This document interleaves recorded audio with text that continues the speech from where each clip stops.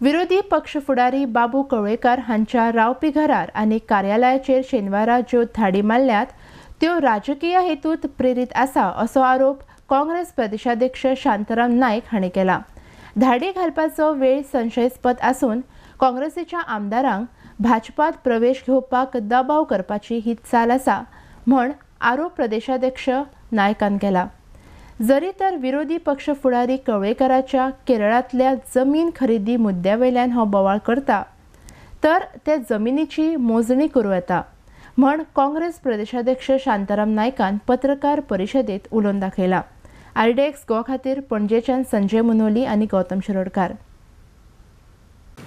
First of all, I would like to know why it has taken so many years for taking any action against Babu Elias Chandrakant Kawalekar.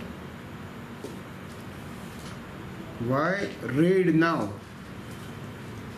If there was any prima facie evidence against Babu Kawalekar, why are you waiting for the last 3-4 years? The timing is suspicious. If investigation is being done under Prevention of Corruption Act,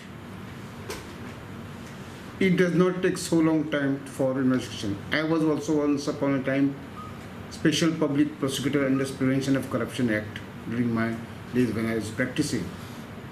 It does not this much of time.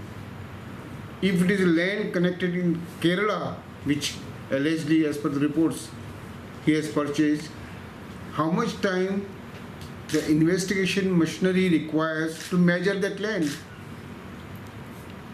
Obviously survey record will show what is the area of the land.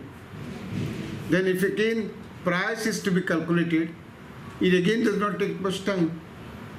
So to measuring the land, determining the price and his income source, does it take so many years? Therefore I am saying this is a political vengeance. Time shows manner in which the government was formed a few months ago, that indicates what is their method of forming government. They are not perhaps satisfied with roping in those who are supporting us.